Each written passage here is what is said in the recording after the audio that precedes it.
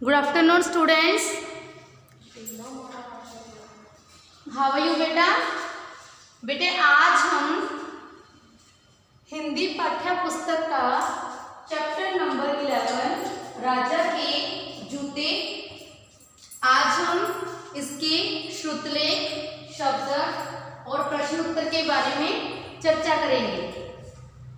Let's start now. All students open Hindi reader book chapter number 11।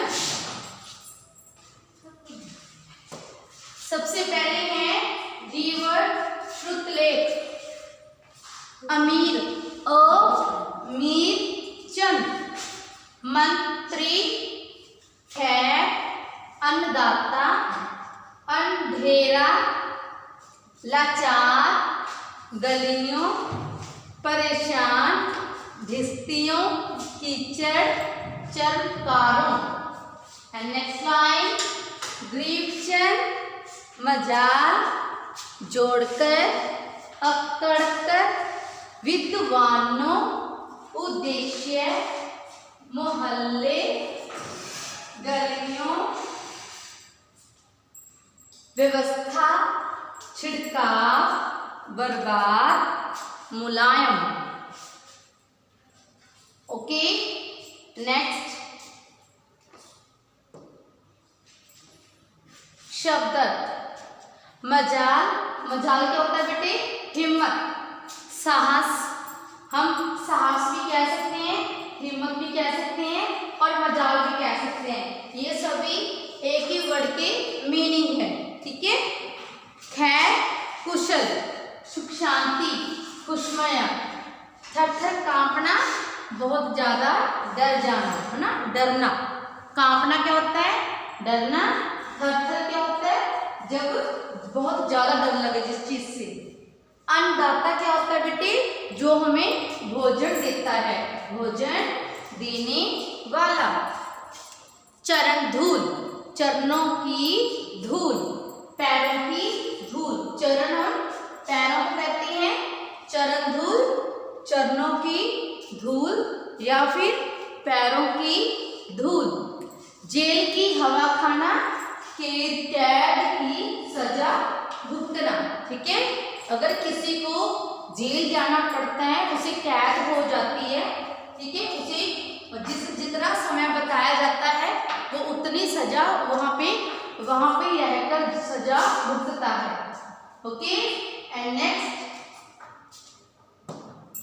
शब्द सिर पर पांव रखकर भागना, ठीक है। बहुत तेज दौड़ना, मतलब कि अपना सांस से सांस ना मिले ना, और भागते ही रहना, इतना तेज दौड़ना, उसे कहते हैं सिर पर पांव रखकर दौड़ना, भागना, दौड़ना। भिस्ता, जो पानी ढोने वाले होते हैं बेटे, आज के समय में तो सभी के घर पे टैप्स हैं, तो किसी को पानी लाने की या लेके जाने की जरूरत नहीं पड़ती है ना। लेकिन पहले के समय में जो कुओं से दूसरे देशों से पानी लाया जाता था, वो भिस्तियों के द्वारा लाया जाता था।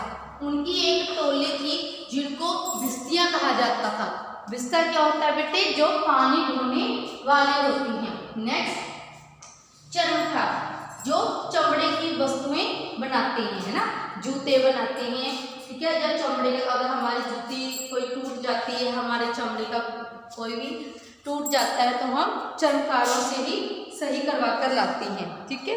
चरमकार चमड़े की वस्तुएं बनाने वाला। नफरत घृणा, है ना, किसी से अगर हम कह देते हैं कि ये मुझे इंसान पसंद नहीं है, मुझे इससे नफरत है, घृणा। घृणा और नफरत एक ही शब्द है। ओके बेटा, एंड नेक्स्ट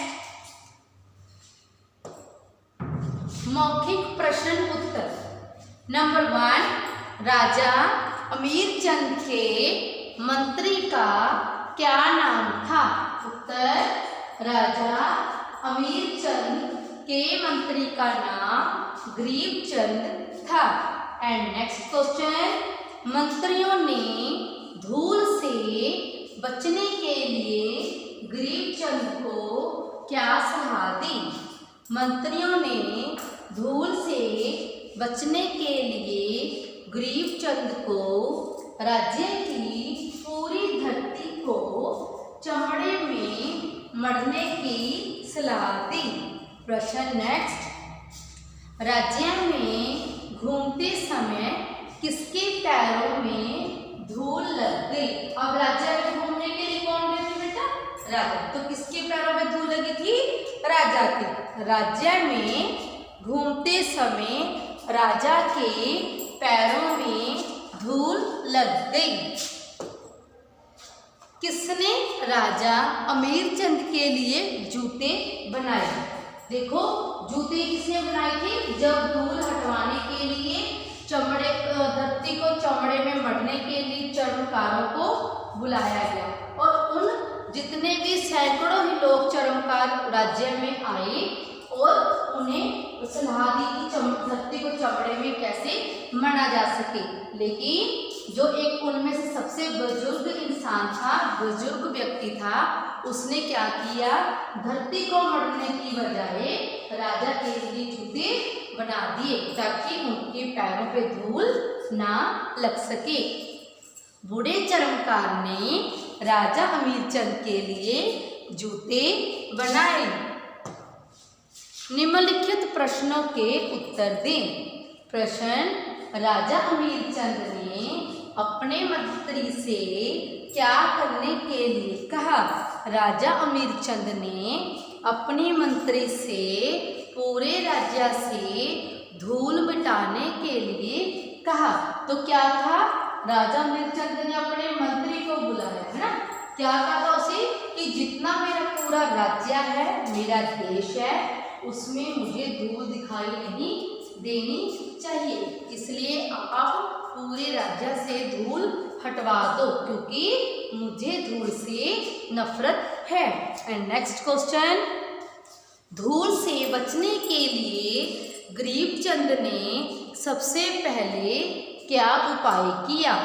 धूल से बचने के लिए गरीबचंद ने सबसे पहले पूरी प्रजा में झाड़ू बंटवा दिए और फिर उन्हें राजा के उद्देश्य के अनुसार प्रजा के सारे लोगों को झाड़ू लगाने का उद्देश्य दिया, क्योंकि राजा ने धूल हटवाने के लिए गरीबचंद को कहा। तो गरीबचंद उनके आदेश को मानने के लिए कुछ ना कोई उपाय करते रहते थे, लेकिन उन्हें पहला उपाय यही याद आया कि क्यों ना पूरी प्रजा में झाड़ू बंटवा दिए जाएं और सारी साफ सफाई गली और मोहल्लों में सफाई करवाई जाए। ओके, एंड नेक्स्ट स्टूडेंट्स, चर्मकारों ने राजा से क्या कहकर अपनी भविष्यता जताई? अब क्या है? चर्मकारों ने राजा से कहा कि महाराज, ना तो हमारे पास इतना चमड़ा है और ना ही हम इतनी शक्ति कि पूरे राज्य की धरती को मढ़ सके। अब देखो, जब राजा ने चर्मकारों को बुलवाया कि आपने पूरी धरती को चमड़े में मढ़ना है ना, लेकिन पूरी धरती को चमड़े में मढ़ना कोई आसान बात थोड़ा थी, है ना? पूरी धरती बहुत बड़ी धरती होगी, धरती को मढ़ना इम्पॉसिबल है। लेकिन ऐसी बातें चर्मकार सुनकर हैरान रह गए और राजा से निम्रतापूर्वक विनती करने लगे कि राजा जी, हमारे पास इतना चमड़ा नहीं है और ना ही हमारे पास इतनी शक्ति है कि हम पूरे राज्य की धरती को मढ़ सकें। ओके बेटे, आज का ये चैप्टर नंबर 11 राजा के जूते। नेक्स्ट, बूढ़े चर्मकार ने राजा की समस्या का हल कैसे निकाला? बूढ़े चर्मकार ने राजा की समस्या का हल अपने झोले में से मुलायम चमड़े का एक टुकड़ा लेकर उससे जूते का जोड़ा बना दिया। अब क्या है बेटे, जब चर्मकारों ने ये बात कही कि हम धरती को नहीं मर सकते, हमारे पास इतनी शक्ति नहीं है। तो उन चर्मकारों में से एक चर्मकार बुरा चर्मकार था, तो उसने राजा से निवेदन किया कि मैं आपके लिए एक हल निकाल सकता हूँ। तो राजा ने कहा कि पूरी प्रजा तो इसका हल नहीं निकाल सकी, तुम एक बुजुर्ग इसका हल क्या निकालोगे। लेकिन वो निम्रतापूर्वक विनती करने लगा। फिर राजा ने उसकी बात मानकर कहा कि चलो ठीक है, तुम भी अपना उपाय बताओ। फिर राजा क्या करते हैं, राजा जी अपने सिंहासन पर बैठ जाते हैं और बुरा चर्मकार क्या करता है, अपने झोले में से एक मुलायम बेटे जो सबसे अच्छा चमड़ा होता है वो निकालता है और उसका एक टुकड़ा लेकर एक जूते का जोड़ा बनाकर राजा जी के पैरों में डाल देता है, लेकिन और उन्हें चलने के लिए निवेदन करता है। राजा जी जब चलते हैं उसे पहनकर तो देखते हैं कि उनके पैरों पर एक भी धूल का कण नहीं है। ओके बेटे। एंड नेक्स्ट बेटे, आज हमारा चैप्टर नंबर 11 कंप्लीट हुआ। आज आप सभी ने इसका काम हिंदी रीडर नोटबुक पर कंप्लीट करना है। थैंक यू बेटा।